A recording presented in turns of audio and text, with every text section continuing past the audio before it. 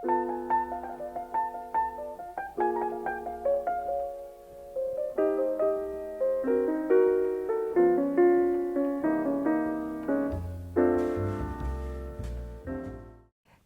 we're going to be talking about appliqué. And I love appliqué, and right now it's very popular on some of the brands that we all love. And some of you have used appliqué in your projects and they are gorgeous. So I thought I'd give you a few ideas for appliqué projects, and you can put an appliqué on any garment. You're not just subject to the patterns that we use. So think about that, and sometimes the Olga could have a big sunflower on it, or one of our little crop tops could have a piece of linen.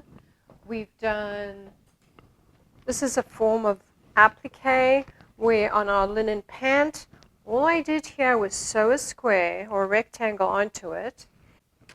And then I stitched the rectangle on, and then I stitched a couple of rows going up and down. And then I cut in between the lines, and when it was laundered, it got this roughly sort of textured look on the pant. This is a straight, I'm known for my appliques. On our pants, just rectangles in usually on the leg, because we usually cover up some of the top part, so they're usually on the lower leg. This pattern that comes with a workshop includes, it's kind of interesting in that we are including 3 different body styles, and then we have 3 different sleeves. So you can choose between this one and a plainer sleeve, but I chose the plainer sleeve because we added the appliqué on the sleeve. And we also did some appliqué here. So if you do an appliqué, it's sometimes necessary to use it on more of a simple piece that's not too stylized in gathers or ties, or because you want to have the focus on the appliqué. So with that said, what we did here with the bib, it's very easy, and this is one way to do it. So we have our bib shape, more or less, and everybody has a different bust shape and chest, so you choose your bib. You don't have to do a bib. You could do a detail around your neckline. It all depends on where you want this appliqué to be. It also could be down on a pocket. I bought some netting with the embroidery on it, and it comes in all forms. So we've got this one. We used this one where I actually cut up the flowers and then stitched them on independently. So this was a little piece, and this was a little piece, this was a piece. So I kind of designed that so it wasn't just complete floral. But on the other hand, you could cut out the shape of your bib to the same as the fabric panel that we're going to apply it to. I would cut out this little flower,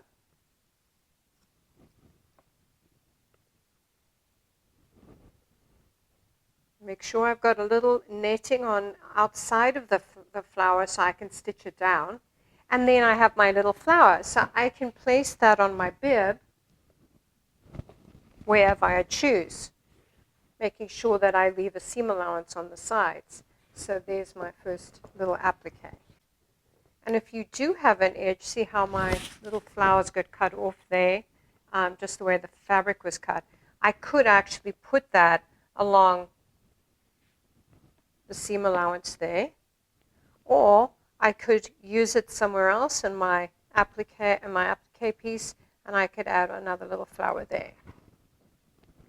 And then what you're going to do is you could either straight seam this around, and we just did a little fun little edging. You could use a free motion stitching that we've done before. You could hand sew it on. I think machining, though, will keep it in place and it's more permanent. we circled around and we just did a little bit of using a straight stitch. So it's pretty simple to add on. And these were bigger flowers. But you can see a little bit of the net here, but it's not here. And that's kind of the beauty of cutting the pieces out, because you can put them wherever you want, and including the sleeve. I am rearranging the flowers the way I want them. Again, you can cut out the actual bib shape from the same fabric, but for a more custom sort of look that's maybe less flower and a little less consistent or predictable, we can add them the way we want to add them. So I'm pinning them down, and I'm going to show you how we stitch this on. And a tip about this is sometimes it's best to create a line, because you're going to stitch around this and you want to sort of continue going around each piece. So if they're too far apart, you've got to stop and start. We're going to stitch this all the way around and this all the way around. We're going to stitch on the netting and not through the floral. In some cases you can, and it won't be seen. You'll have to test some pieces first. So there I have my pinned bib. Adding the lace that's on a backing of a netting, we stitch a little bit back and forth just to grab onto that netting. Not necessarily onto the flower, but it can't be helped if we stitch through them sometimes. But I leave that half inch, at least half inch around the netting. You can also cut it a little bit wider. You can always trim off that netting once you're done. And we place them so that we get our own personal collage of lace on our bib. And this doesn't have to be on a bib. Again, it can be on a garment, anywhere on your garment. I'm seeing a lot of over the shoulder and into the back and then down the front of the garment. You could use this on the ilia, down the two front panels. It could be really beautiful, actually. If you make the ilia in cotton and apply like a cotton lace onto the two fronts. And we stitch just around the edges and not through the center of the flowers, because again it gives a little bit more texture. You could if you wanted to. Again, this is all about you and your preferences.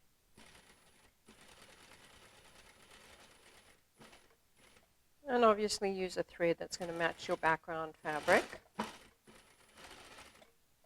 so that it disappears into the fabric. Once we have our applique on our piece, we used two things. And this is also optional.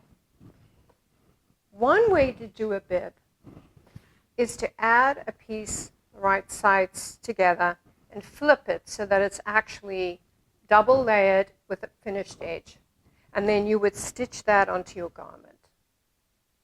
But because we want romance and ruffle for this one, we gathered this piece of silk organza and placed it, we stitched it on this way.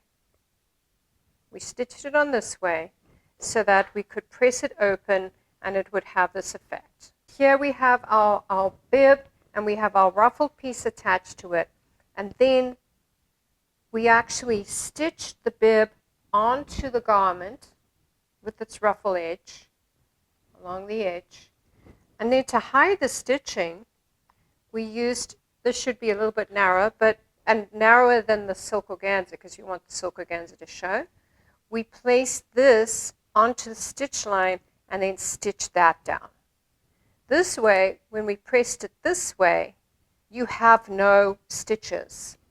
So it gives you a nice little bit of a clean look. But you can do so much. You could do a plaid. You could do a plaid shirt with maybe a different fabric on the inside. You could elongate this panel so that it goes all the way down to the bottom edge of the stitch. You've got a long panel down the front. There are so many options for this. So that is one applique. Making the cha-cha dress is really quite fun. It has, you can see the sleeve. The body is just one panel, front and back. And then we have a yoke that we're going to show how to do. And this is the one where we place the rosettes on. Our seams are all French stitched. So we're going to show you that. This is a great technique. I love it. And I even love it for, usually you use a French seam for a transparent fabric or a light fabric. I love it on linen. I love it in every kind of garment. Even my wools are French seam. It just gives it just such a lovely finish. This is really fun. You have your rectangle. Follow the directions. And you could cut this any size. You may want a much bigger rosette. Here we're just stitching right through the center of each rosette strip.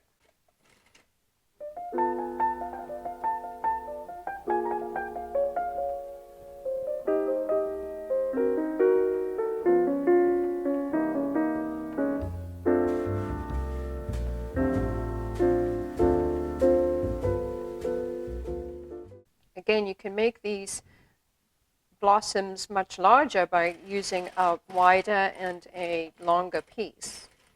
So maybe it's 6 by 12 to 14 inches. I found this in our fabric shop, which is below our studio here at Haberman's, and it was in their bridal. And it was expensive, so I bought half a yard of this, and we're appliquing it onto the dress. The whole dress is not going to be in it. I mean, you could make the whole dress in it, but I just wanted to share just a little bit of a touch. Makes it a very dramatic and feminine look. You can also do it with a much stronger flavor. And I found this, believe it or not, I found this in just a mass market shop. This is another good applique piece. It's on netting, so you can cut out, the flowers very easily and place them onto your garment.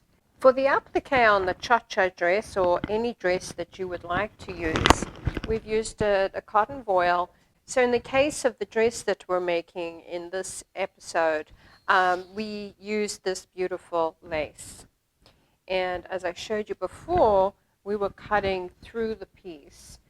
So you've got the straight edge where they cut off the yard for me. So what I'm doing is I'm trimming it so that we're getting rid of the straight edge cut. And then we have our flowers intact. In the case of this, I cut through the center of the half yard, and we got this kind of effect, which is really pretty. So in pinning that onto the fabric, and I have a piece here,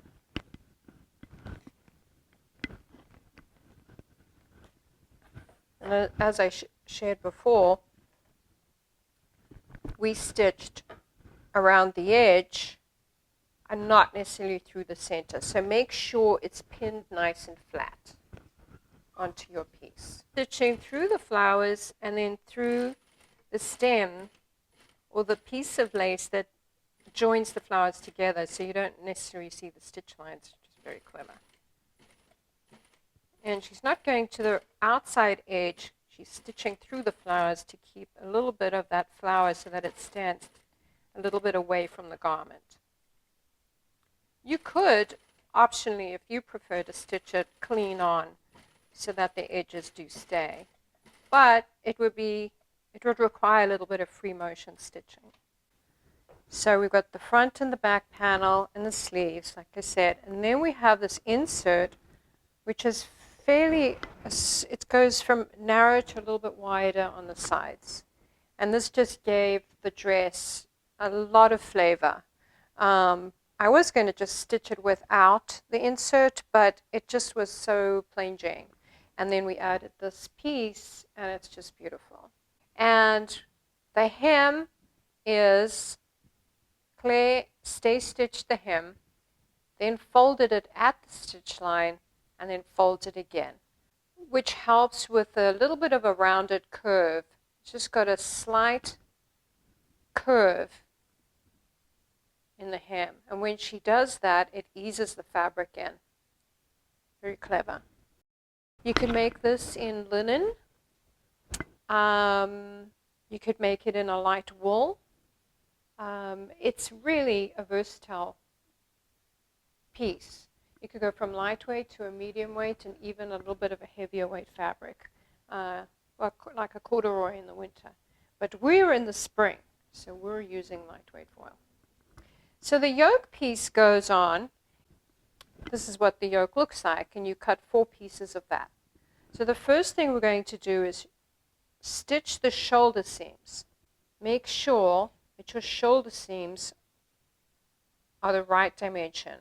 I've measured, made sure that the allowance in the curved edge that fits onto that neckline around here fits with the seam allowance.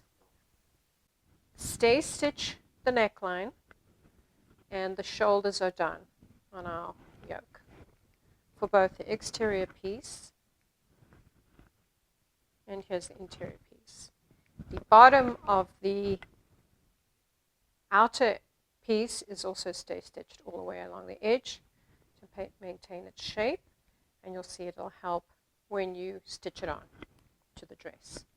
Our next step is, you don't have to stay stitch both necklines, just the exterior one. Now we're going to put these right sides together and stitch the neckline. Now we have this perfect neckline. So you've done the shoulder seams on both the inside and the outside piece. You stitched the neckline together, right sides together. Then you press the seam open along the neckline. This will just make it that much more crisp. Then place it together and press it, and then top stitch along the very edge. I mean, this is like a mere 1/8 of an inch. Edge stitch the edge all the way around. You don't have to do that. You could understitch it, which would just secure it so that you don't have a seam.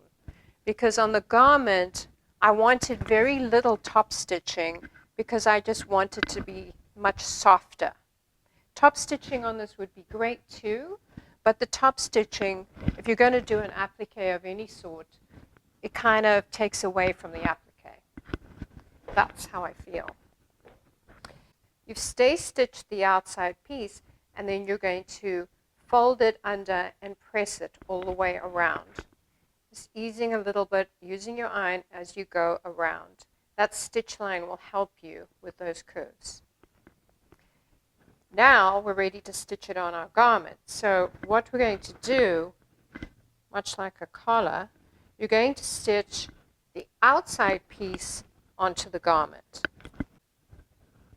Find your center mark on your shoulder by putting those 2 seams together, because they are the same. And then you're going to, right sides together, you're going to stitch the exterior onto the neckline. And so we stitched on the yoke, right sides together, and then flipped it over and stitched it down on the inside. And it gives it this lovely flavor. It's got a whole personality of itself around the neck. I love this dress. I hope you enjoy the pattern. It's cha-cha, so look for it in the pattern section or on So Tina Givens and Seichel, and you have a beautiful garment. The whole applique idea is, it's very on right now. Everybody's doing applique. I'm noticing a lot of you doing applique beautifully. I wanted to share a few different options with you, and I hope you enjoy the cha-cha dress. This does come in slimmer lines, so it's not, this looks like a very big dress. There are options to make it much slimmer in the pattern. So look for your cha-cha pattern at So Tina Givens and Seichel. I just wanted to mention the sunflower piece I did on this dress, and I didn't really like the way it came out, but it's got some texture to it. And basically what I did was I cut my circle and I put several layers of fabric in here.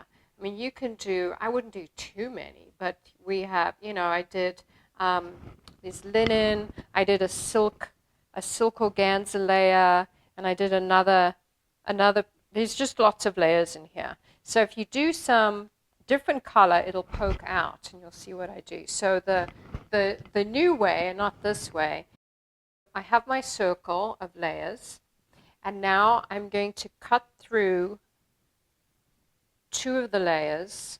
We have 6 here, and this is lightweight linen. We've stitched lines vertically on our circle, and then I'm cutting through in between the lines between 1 and 2 layers. You could do it, consistently across. These are going to fray when you launder the garment. So I'll carry on doing that. And the next thing we're going to do is stitch across this way. And now we have a grid of stitches, and we pre-cut this because we could just snip through that whole thing. So now it gets a little tricky. So we're going to actually snip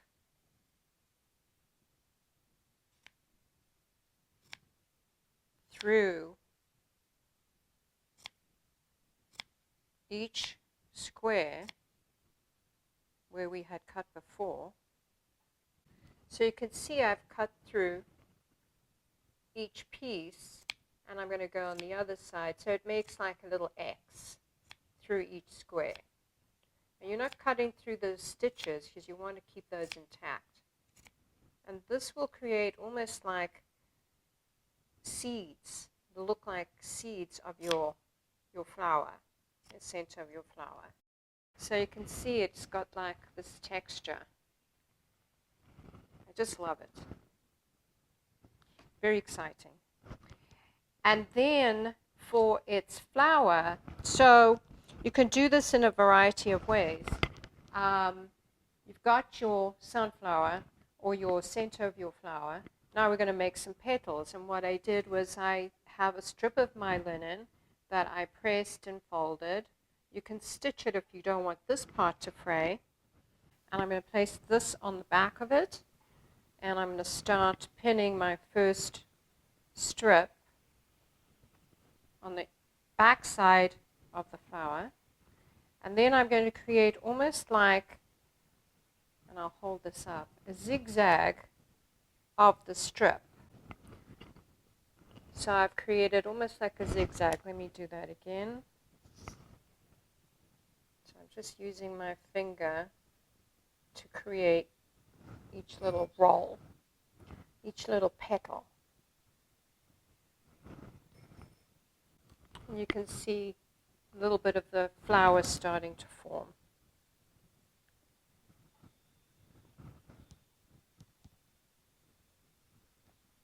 I love doing this with linen because obviously linen frays so beautifully. It doesn't have to be perfect. Each petal doesn't have to be perfect. And I wouldn't make them too big because they will flop around.